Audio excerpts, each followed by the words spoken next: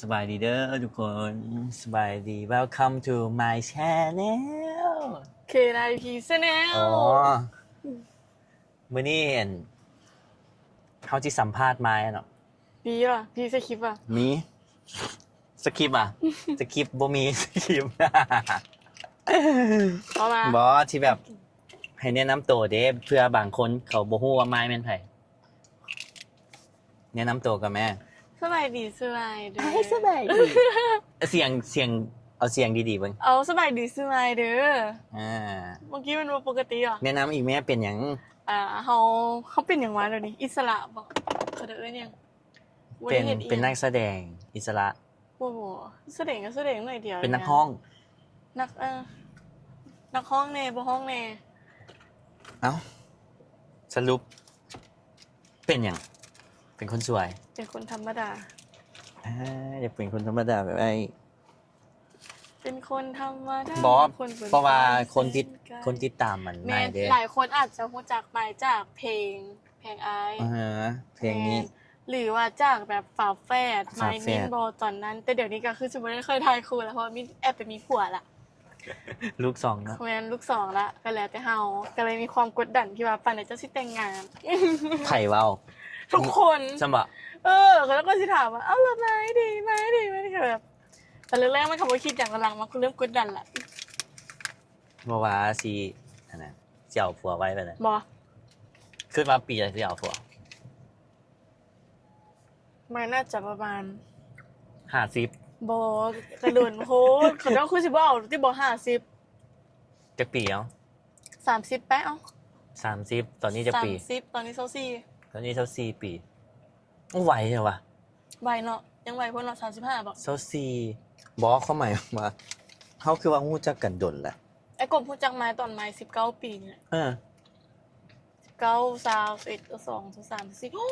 6 ปีแล้ว 6 ปีเลยไวขนาด ตอนนั้นแมงตู่น้อยๆนึงแมงตู่ ตอนนี้ยัง เดี๋ยวนี้ ซ้ำ ไม่ซ้ำไม่สูง สูงกว่าแล้ว แล้ว ในนี้สูงกว่าแล้ว สูงไวเถอะวะมิ้นก็ยังตู่ซ้ำเก่าได้มิตรไม้ที่แบบที่สูงไว เป็นน้ำไม้ไปรอเก่งที่ โบ เกี่ยวบ่วะ แม่หักหลายก้อนแม่ให้กินข้าวหลายก้อนดิ โอ้ยเพิ่นกินหลาย กิ เป็น นหลาย ผู้หญิงที่ว่ากินหลายกว่าผู้ชาย โบเดี๋ยวนี้กินน้อยเลยตุ้ยขึ้น แหม่ 60 โลไม่เคย60 โลจัง ใน เลย ห้องจะปีเอ้า 60 โลในห้องเจ้า4 ปีนี่แหละ ว่า ตั้งแต่ไงมาบ่เคย ปกติ สูงขนาดนี้ จักโล ปกติสูงสุดก็57ไป57 สุด สุด ๆแต่เกิดมา57 ๆแมนปกติ50บอดปกติเคยตุ้ยประมาณ55นี่ได้ อื ไป มและตอนนี้ ตอนนี้60พัฒนาขึ้นเด้ 60มันก็เกินไป พัฒนาขึ้นเลยเด้ แม่ตั้งแต่มีแฟนเขาก็เลี้ยงดี โอ้ เด้ ยมีแฟนและข้างหักเนาะเอ้าไม้ก็เป็นนักร้องเพลงดัง200ปลายล้านวิวเหมือนเด้ สั เนาะ บที่300แล้วว่า ใช่ปะ รอไปก่อน หากระหู้ได้หนึ่งเอ้าอีหลีเป็นนักร้องอ่ะนี่ เป็นนักร้อง ว่ะ ม โอ้ เจ้าเห็นคอยถ่ายวีตลอดมันบอ อือฮึเพราะว่าส่วนใหญ่ทีมงานก็จะเอาไม้นี่แหละ ไปถ่าย เป็นนางเอ วี ก เป็นนางเอกเท่าไหร่ละยอดวิว 288 ล้าน 288เสีย ซื้อตึง 288ไอโซก็ได้เมียย้อนเนาะเพลงนี้เนาะ ไอ้โสได้เมียย้อนเพลงแพงน้อง โอ้ยเพิ่นหมายมาแต่ดนแล้ว ตัวนี้เขาเคยลงกันแล้วจ้ะตัวเลขนี่ เรื่องนี้บ่ใจว่า FC ใหม่เด้คนติดตามใหม่เลย แม่นว่ะ เขายังบ่เขาเจ้า ฝา ยั ก ง ติด บ่ ตา ได้ ม เบิ่ง ซ้อมใหม่นะเดี๋ยวทุกคน อาจจะไม่ค่อยปล่อยคลิปเขาจะเป็นฟิลแบบหลอนๆปล่อย 3 เดือนเทื่อหนึงแม่นบ่คลิปล่าสุดเท่าไหร่ 6 เดือนที่แล้วมันจะ กินบ่น้ำดื่มนี่กินบ่ อืม 6 เดือนที่แล้ว เป็นก่อนเด้อ พี่ลึกนะโพดนะและเฮาฮู้จักกันได้นั่นเลย อุ้ย9 เดือนที่แล้วอ่ะ เฮาฮู้จักกันได้นั่นเลยเนาะ พูดจะกันย้อนนั่นแพงน้อง เพลง แพงน้อง มันจะมีเพลงแพงน้องก่อน แพงน้องก่อนเลย ผู้ชายห้อง แมน แล้วจึงมาพุ่นแล้วจึงมาเป็นเวอร์ชันผู้หญิงห้องแล้วก็เพลงอ้ายคืน อือฮึ แล้วก็ได้ผัว บอได้พวกโดดกันทัน ฮะ ก็เจ้าคาดกันโดดอยู่เลย แหมไอโซนป่ะ แมนกับมิ้นท์นั่นแหละ แต่ว่าผู้จักกับไอ้โก้เป็นตั้งแต่แพงน้องเพราะตอนนั้นทันแล้วก็คือสิเป็นแบบฟิลมาจอบเบิ่งผู้สาวเด้เพอนางเอก MV คู่แรกของไอโซก็เป็นไมค์กับมิ้น ตอนนั้นดังอยู่ในตอนนั้นน่ะหักได้เนาะ โอ้กำลังไวรัลเลยในช่วงโควิดเด้ แล้ว แบบโอ้เห็นเลื่อนไปฟ้าแฟนนี่น่าฮักขนา เนาะ ดเลย เดี๋ยวนี้ว่าคือเก่าเลย มาตัวจริงคือว่าเอ้าผู้นี้คือว่าสูงวะบอสตอนนั้นไม้สูงก่อนมินแต่ ในเดี่ยวหนึงจะกัดประมาณซ้ำๆกันประมาณ อือฮึ บ่ดนบ่หลายนั่นแหละ จุดเริ่มต้นแล้วเราก็มากันลิ้นน้ำกันมาเลย อือฮึ จนฮอด6 ปีตอนนี้ เล่นน้ำกัน เพราะว่าสิไปไซก็อย่าส่วนไม้นี่ไม้ไปเลย อ๋อแม่ ส่วนมินนี่มินบ่ไป พอสองนั้นมินติดแฟนดิ อือฮึคล้ายๆว่าส่วนไม้ผู้ชายเต็มอยู่เด้ไม้มานั่งกิน แต่ ส ไม ตู ก็บ่เคยย้านพวกอ้ายเลย มานั่งกินสตูไม้กับ โอเคอย่าไปพุ่นแบบ แม่ พี่ลึกขนาด เขาสายลุยเด้อ เอาไม้กับมินนี่ต่างกันบ้งใดนิสัยนิสัย นิสัยว่ะ อืม ไม่รู้สึกมันเป็นคนแบบค่อนข้างที่จะเก่งใจคน แต่คันมินแล้วเป็นคนที่แบบตรง ตรง คันว่ามักเอกสิเว้าเลย ใช่ปะ แม่น ว่าห่าวปะมินเป็นคนห่าวปะ มินห่าวเลยมินห่าวก่อนมาอีกเลย ใช่ปะ อืม อ้ายเห็นว่าไม้ห่าวกับมิน จักแม่ก็บ่ฮู้ไม่ก็แล้วแต่คนเบิ่งเนาะย้อนได้กบอยู่กับไม้หลายก่อนได้กบก็สิเห็นมุมไม้หลายก่อนมิน อืม แต่คันได้กบอยู่กับมินก็สิ เอาอีหลีนะสนิทกับไม้ก่อนเด้มินอีกอะโดนเห็นเทื่อนึงปึ๊บไทยวีแล้วก็ไป อืม บัดไม้นี่แบบไทยวีแล้วก็ยู เขา ต่อ สิอ เนี่ย ยู่ต่อเด้ ยูต่อกินซ้ำใดซ้ำกัน เนาะฟรีเนาะไผก็อยู่เลย แบบสู้ตายนะ แบบสู้ตาย ทำแหละ แล้วก็เลยสนิทก่อน แต่เขาผ่านนี่อยู่แล้วกันดนอยู่ได้หลายเติบได้เนาะ โอ้หลายโอ้ปีที่6แล้วไวขนาด 6ไป คันแม่นคนนี่มันเรียนได้เลยฮะ เขาเป็นฟิวก็สิเรียนได้เลย อืมโอ้คำสีโทรมาฮัลโหล ได้ เดี๋ยวอยู่นี่เดี๋ยว เอ้าไปยัง ถ่ายคลิปแล้ว มาดินเนื้อกัน เขาเจ้าเดทกันอยู่ ช่างพามีไอโซไป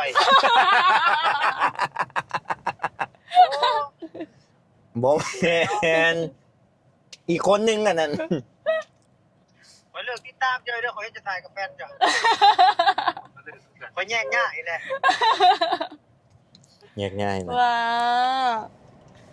ปิดแม่ลงเปิดเสียงรบกวน พี่ชื่อแท้ใดก่อน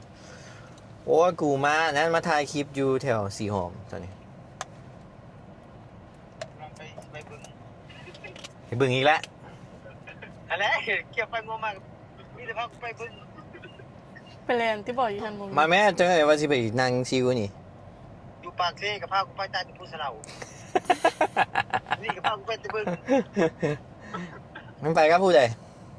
บักน้อยบักอันบักเพิงมันไปหาแม่มัน อ๋อมาหากูที่เลย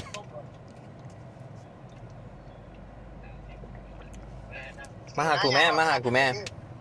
ไม่อยากกินเบียร์แล้วกูกินอาหารเสริมอยู่ เออ กลับไป มีผู้สาวได้แหละ ผู้สาวกับผู้สาวเลยเห็นไหมรักษาสุขภาพคนนี้ โอ้ทิโทคำสีแต่นี้หักสายสุขภาพ เดี๋ยวนี้ไม่ทุกคนทักษะสุขภาพเนาะ โอเคเอาจึงว่ากัน สีหอมแต่ว่า สีหอม เออ อืม รับซับสีหอมได้ที่บอกเอาไว้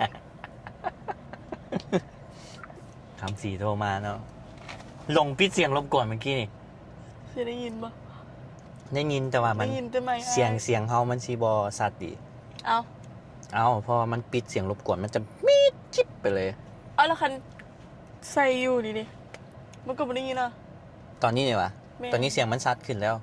คล้ายๆว่ามันปิดรบกวนเสียงแอร์เสียงอย่างกับพวกเข้าเลยนะ อ๋อสุดโหด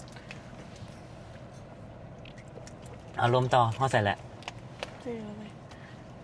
ฮู้จักกันเด้คันแม่นนั่น6 ปีเนาะคันแม่น6 ปีแล้วเนี่ย6 ปีนี่มันเด็กน้อยนี่มันแลนได้เลย กูร้องไปแล้ว เห็นปะ ไวเนาะ ไหวยังวะ ฮู้ตั้งแต่ไม้มีแฟน คนก่อน คิดแต่ว่าช่วงนั้นไปกับไอ้กบตลอดนะคือเขาไปหลงเขาบางเองน้ำกันสินะคนก่อนๆยังคิดว่าไม้รักลงคือไอ้กบ เอ้าใช่ปะ แล้วคือคิดว่าสเปกใหม่วะปวดเลย บ่ ไปอ่ะบอแต่อีหลีไปแล้วไอ้กบดูจังเขาคิดว่าสองคนนี้ต้องล้มอย่างกันแหละเสียนะแต่ว่าไปใส่ไปน้ำกันตลอดจริงนะขี่รถขึ้นภูรถจักรยังสิยังไปน้ำกัน บ่แบบ แล้วนอนก็นอนห้องเดียวกันอีกแต่หักคนละเตียงก็คือ เขาเจ้าคืดเด้เขาเจ้าเบิ่งกันนะ เนาะผู้ชายก็ยิงเขา แต่ก็บ่ได้คืดหยังเด้นะ แม่จะทำบ่ให้ขึ้นอีหยัง บ่ได้ ไปก็บ่ได้ ขึ้ ขึ้ น นอีหยังเฮ้ยเสียงอีหยัง ก็นอนโอ้ยโมงต่ำอันนี้ซื่อๆก็ไปเที่ยวน้ำกันหลวงพระบางปีก่อนเนาะ แม่นแต่ผู้ชายปีก่อนนี่เขาไปน้ำกันดูอยู่ ถ่ายคลิปเด้เพราะเธอห่าวเด้เธอตั้งใจถ่ายคลิปเด้ แม่น ปีนี้บ่ได้เอาลงเลยจะฮอดเดือน2 บ่มีคลิปอยู่แต่ยังไม่ได้ลงไป เหนื่อยใจเด้ ลงสิกรรมเห็นแล้วนี่ ว้าย บ่เชื่อแม่นบ่ คันเป็น ลงก่อนแล้วจังสิเชื่อ คันแฟนบอลบ่กลับนี่บ่เฮ็ดอ่ะมันไปซอกนัดโตมาโซที่เห็นเนาะทุกคน น่าจะแฟนมาให้เบิ่งกันแล้วเนาะ ฮะคือบ่ทายกับแฟนเลย ไอ้กบเคยเห็นเน็ตละ เห็นแล้วกับ ฟนไปขี้อาย ก็เห็นเมื่อนไปสลองกับมาดามมาเด้ อ๋อ3คนนี่เด้ไปกินเหล้านํกันอยู่ เห็นอยู่รอปะ รอ ขนาดหัวร้านยังรอเนอะ บ่มันเป็นทรงสกินเฮดหัวล้านจังได๋ มันบวชมาด้วยเหมือนกันนะ เอาบวชบ่แม่นคริสต์ว่ะ โบเรา พูด พูด เป็นพูด โอ้ ก็ยังว่าปกติเห็นอยู่แล้วแต่เราไปเฮียนหันซื้อ โอ้ตายเสียง2เสียง3เข้ามา มันบังติบ่มันบังอันนี้บ่ โบ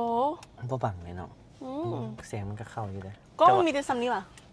พี่มันเห็นเบิดนี่เลย เออ อันนี้มุมเฮาเบิ่งอยู่นี่ซื่อๆมัน ค่อยกับอี ว่า ไป สาม คิดว่ามันบ่เห็น มันเห็นไม้เป็นนางเอก MV จากเพลงว่ะ ป้าไม่บ่ เพลงพูดได้แนวไอ้น้องเฮาเอา ไอ้กบ ไล่มาเบิ่ง ไอ้กบ เออ มันเคยลิ้นบ่ของไอ้กบยังเนาะ บ่จืออีก เพลงยังอันนั้นมิ้นติบ่ ไม้กับไม้แสดง เพลงยัง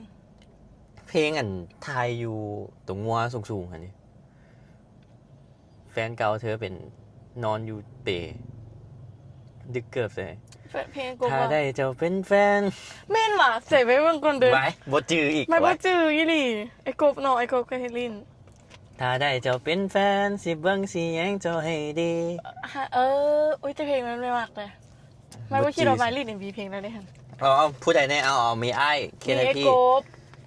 ตะเจ ATS กับลิ้น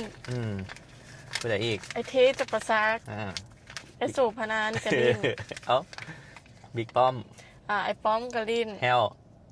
ไอ้แฮวกับลังลิ้นไว้นี้ อืม ไอ้แฮวแต่ไอ้แฮวเคยสลายไอ้แฮวก็มามีแต่ฟรีกันติบ่จะลิ้น MV ยังบ่เคย มิสเตอร์ฟีนว่ะ แมน ห แล น้าก ดา กั วน หน้าดาวดิ แล้วดาวก็ยังเถื่อในเพลงนัดดาวที่เฮ็ดหันนะยังบ่เคยเถื่อ อืมก็เกือบครบเลยได้นี่ เกือบครบแล้วหยุดยังบ่เคยเลย บะ อืม เพลงหยุดยังบ่ได้เคยเข้า นั่นแหละแล้วก็ ศิลปินอื่นบัดนี้ ศิลปินอื่นแม่นกวางดวงฤทัย อ๋อ ก่อนฟ้าสาง อือฮึกับไอ้เท่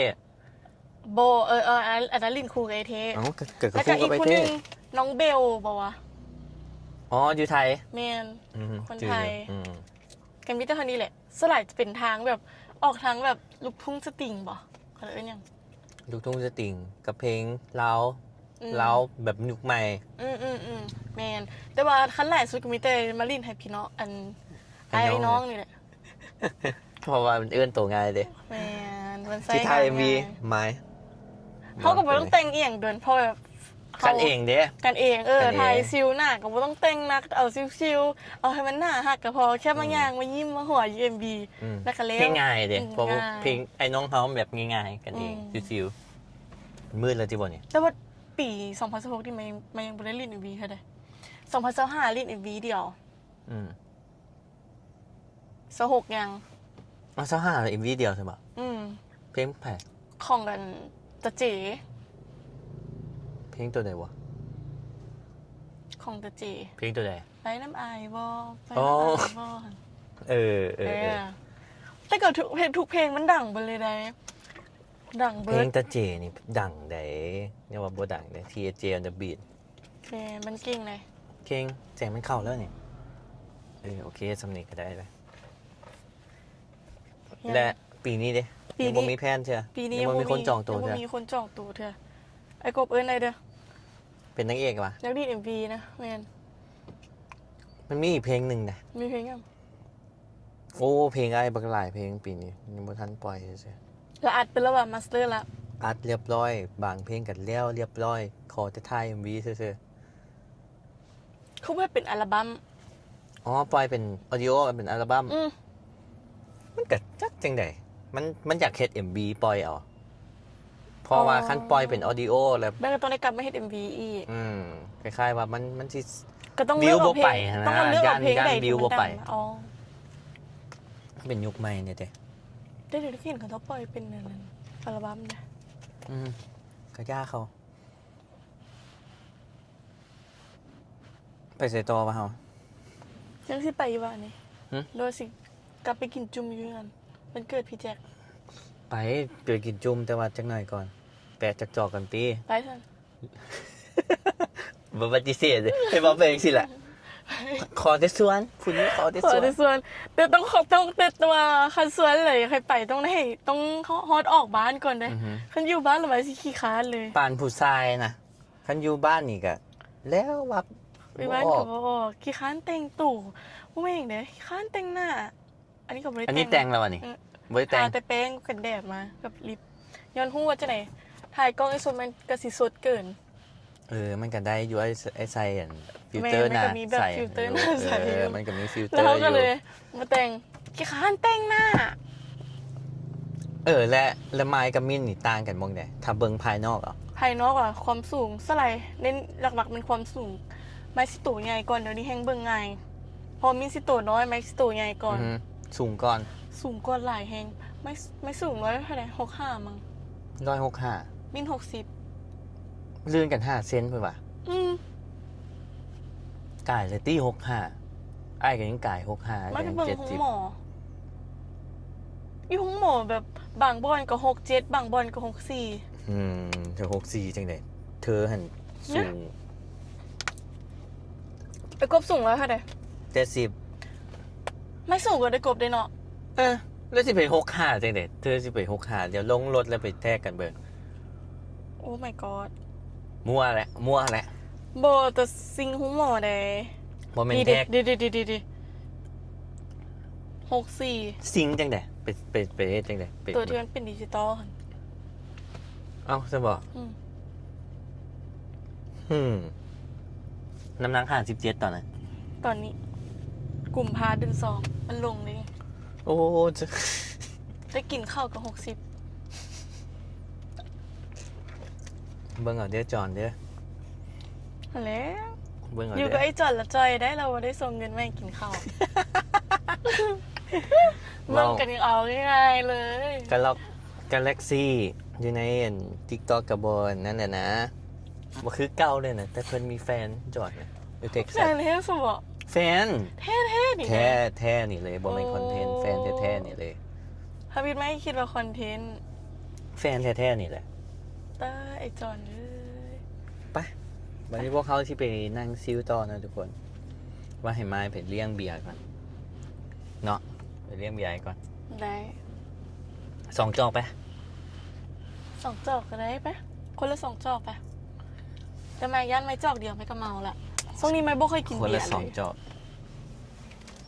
ดีแล้ว มันจึงจอยแล้วจะกินมันบ่ดี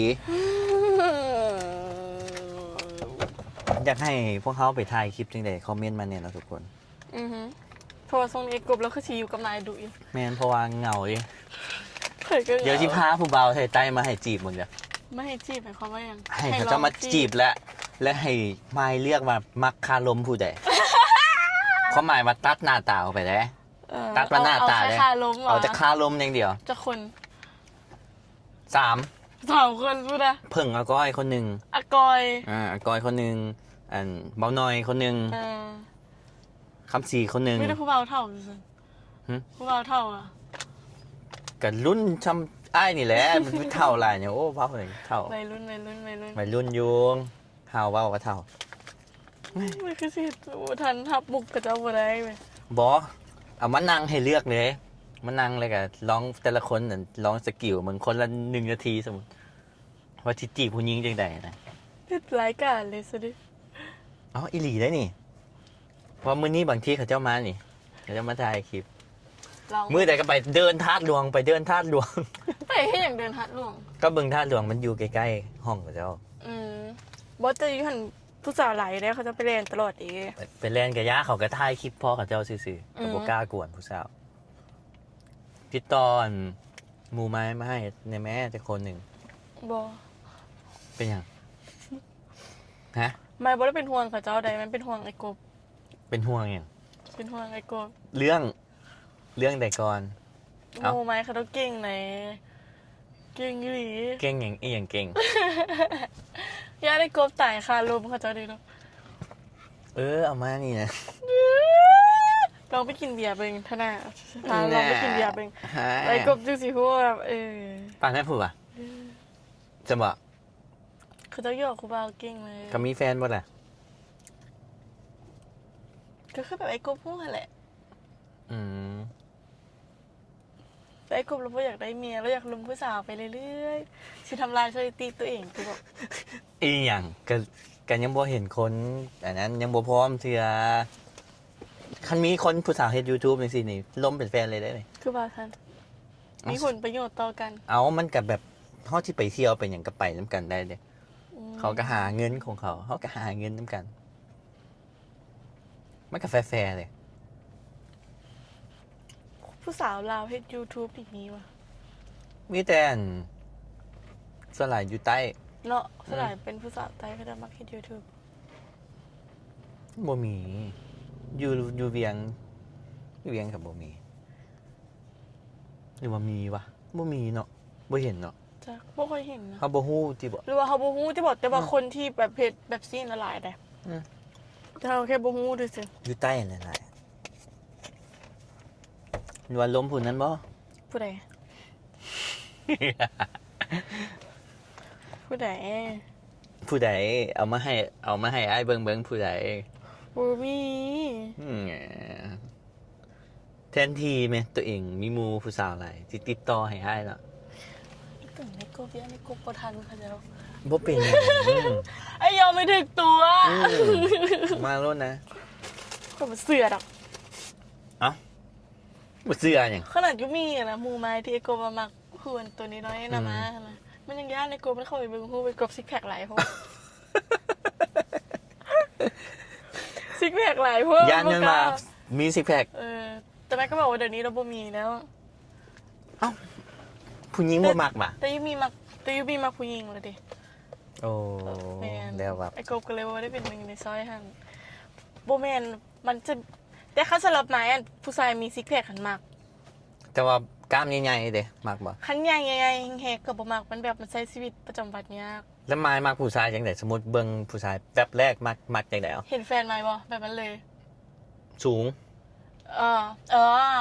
แม่น บ่ความหมายว่าเขาเห็นผู้ชายทำอิฐเขา หน้า เบิ่ง ตาดี ก่อน ก็เบิ่งก่อนเลย เบิ่งหน้าตาก่อน แม่นไม่เบิ่งหน้าตาก่อน อือฮึ คันสมมุติบ่เคยเห็นกันได้แต่คันว่าเป็นแบบเฮาฮู้จักกันมาก่อนหยังสิ นิสัยเด้ปะนี่ ก็สิเบิ่งที่นิสัย นิสัยเป็นจังได๋ นิสัยสิเป็นอันดับสอง อันดับ2หน้าตามาก่อน หน้าตามาก่อน เพราะว่าเฮาก็เป็นคนงาม เฮาก็เป็นคนงาม เราก็ต้องเลือกคนรอ คนที่รอ แม่นแล้วจึงเหมาะสมกัน แล้วก็คันนิสัยบ่อยากให้เข้ากับคนอ้อมข้างไม่ได้คันเข้ากับคนอ้อมข้างเฟรนลี่ก็บ่ได้ถึงขั้นว่าเฟรนลี่แค่ฮู้ลมฮู้วางตัว อืม มักแบบซั้นแบบแล้วก็บ่มักผู้ชายเว้าหลายก็บ่เป็นเว้าหลายแต่แบบว่าฮู้เว้าฮู้ลมหั่นน่ะฮู้ กาลเทศะ ฮู้กะละเทศะสิซะหั่นแหละก็มีแต่สำนั้น แล้วก็มักผู้ชายเอาใจใส่เทคแคร์เรื่องเล็กน้อยสิหั่นน่ะยอมรับขี้ลืม อือฮึ เขาเป็นคนที่มักเทคแคร์จื้อหั่นจื้อนี่ให้ก็สิดี สินะคันอยู่นำกันคันแบบในระยะยาวได้คือสิเป็นจังซั่นแต่ว่าบ่ฮู้ว่าใหญ่มากก็คือสิบ่เบิ่งคนที่หน้าตาแหละคือสิเบิ่งที่แบบ mindset หลายก่อน เอาคือสมมุติเฮาบ่ฮู้จักกันเนาะสมมุติเด้อ และมาเห็นอ้ายทำอิฐลุกเป็นจังซี่เลยจักเป็นจังซี่เจาะคิ้วจักเนี่ยง บ่มันก็บ่ได้คิดหลายเด้ มันก็เบิ่งในเบสธรรมดาทุกคนนะเข้าใจบ่ คล้ายๆว่ามันบ่เกี่ยว มันบ่เกี่ยว มีลายมีอย่าง คัน บ่ เรื่อง เกี่ยว ลายมันเป็นคนที่มาคนสักลายอยู่แล้ว อ้าวแฟนคือบ่ซักนั่น แฟนบ่มักย้อนพอสักลายโคตร โอ้พออันซักหลายโพ พ ดแล้ว อสักลายโคตรแล้วแฟนก็เลยบ่มักสักลายบ่เข้าใจ แต่หักมักผู้ชายสักลายอยู่แขนสิมักข้างสิก็มัก อืม หลังบ่ปานใด อืม เอาแบบพอดี อ่า ให้มันแบบพอดีงามสินะคนไหน บ่แล้วหลังจากที่เบิ่งลุคภายนอกแล้วต่อไปเบิ่งหยังนิสัย แม่นก็เบิ่งที่นิสัยหั่นแหละ กับคารม คาลมบ่มักคนที่ลมไปเรื่อยคันลมกะ ล้มไปเรื่อยคืออีหยัง แบบคล้ายๆคือลมเฮาเป็นคนลมแม่นบ่ อืม เราไปลมกับคนอื่น อืม เป็นฟีลคือคนลมคือเฮาคือกันซันก็บ่มัก มีหลายคน แม่นมักแต่ว่าแฟนบายนะตรงสเปคไว้ทุกอย่างเลยเด้เห็นบ่แฟนแฮงซังนี่บ่อีหลีแบบถ้าเลือกมาเป็นแฟนก็ต้องเป็นผู้นี้หั่นนะเข้าใจบ่ แจ็คสิว่าจังไดแล้วตรงซ้อยของไม้แบบมันติ๊กทุกอันเลย อืม บลมคนไปมัวซัว อืม บทำความรู้จักคนไปมัวซัวคันมีผู้หญิงเข้าหาสิคือกันก็สิแบบคล้ายๆก็เป็นคนยันสังคมมากคือจะเป็นมากคนที่แบบเป็นอินโทรเวิร์ตนั่นแน่เลย introvert แม่นเราค่อนข้างที่จะแบบอินโทรเวิร์ตแน่สุดๆเลย แต่คันเป็นหมู่สนิทอย่างสิก็สิลมเป็นลมเก่งเป็นคนลมเก่ง แต่ว่าคันบ่มีคนรู้จักก็สิบ่ลมกับไผเลย อืม อืม และบัดนี้ถามมาต่อเนาะเบิ่งทำอิฐก็ธรรมดา อืม มีหลายอย่างก็กันนิสัยและลูกอ้ายเป็นจังซี่ไม้คือจังได๋ โบสำหรับไม้ก็บ่ได้แย่เด้ บ่แบบคือเบิ่งว่าโอ้หมอนี่มันคือสิแบบเจ้าสู้บ่หรือว่าแบด แต่โบสำหรับไม้เบิ่งไอ้กบบ่ได้เบิ่งคือคนเจ้าชู้เบิ่งคือแบบเบิ่งคือเป็นคนเข้าหายางค่ะนะแต่ว่าคันเวลาล้ม เป็นหยังคือว่าเบิ่งเป็นคนเข้าอย่างงานเอ้า สีหน้าบ่ค่อยเป็นคน บ่ค่อยยิ้ม เวลา แม่น บล บ่ค่อยยิ้ม อื่น คันบ่ฮู้จักนี่บ่ได้ยิ้มให้เลย แม่น หน้า แล้วก็สิเบิ่งคือแบบ อืม คนนี้แบบสิว่ายิงก็ได้ แต่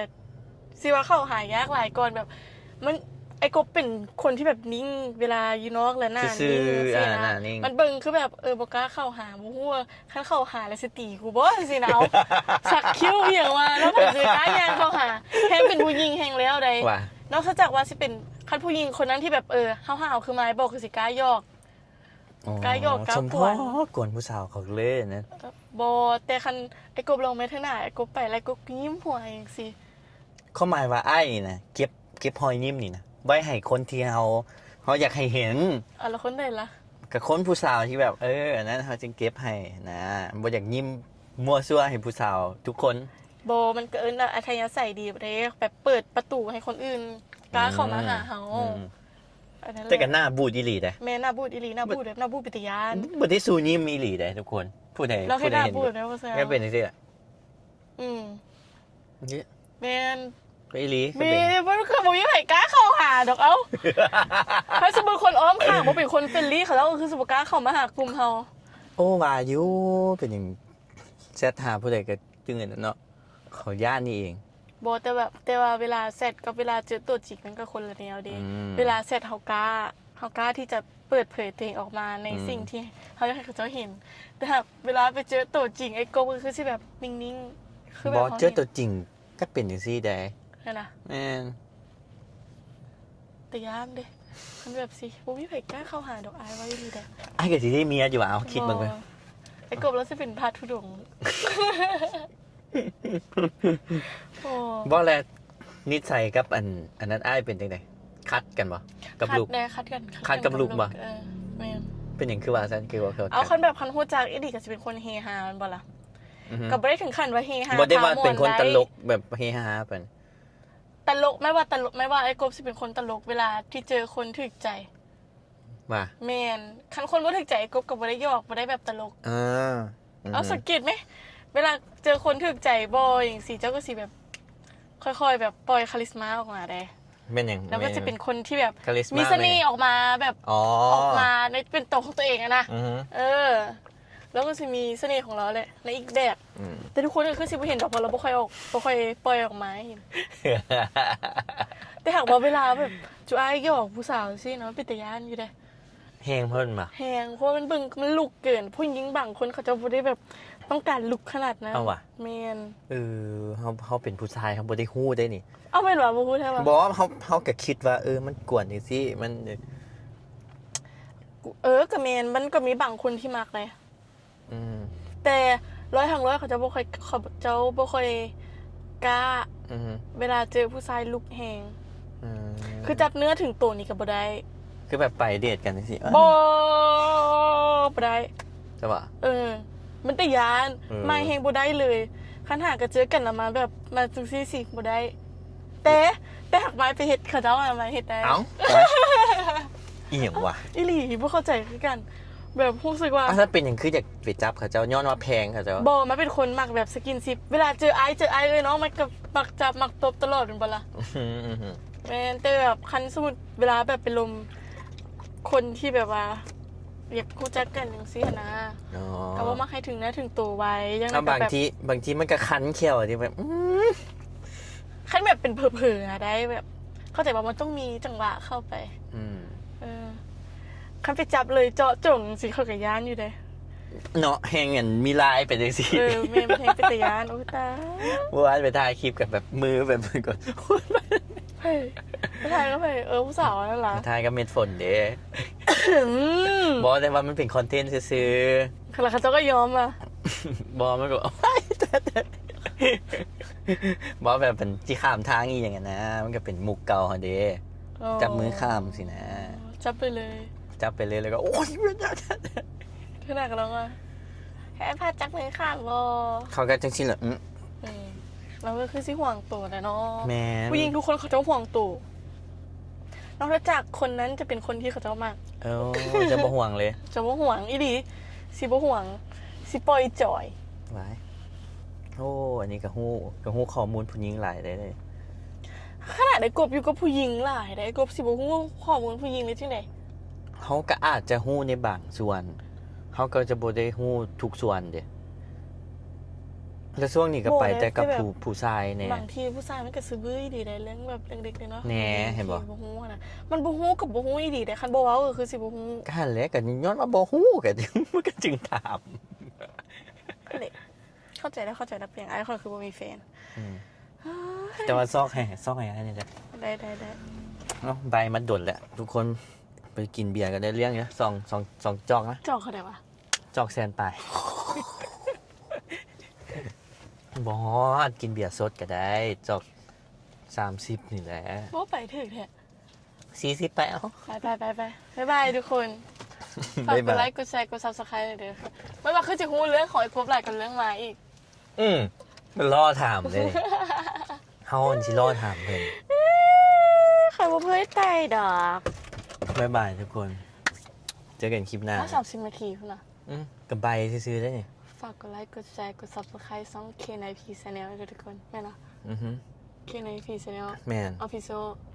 ออฟฟิศเป็นซองเพลง อ๋อโอเคบ๊ายบาย บ๊ายบายทุกคน บายบาย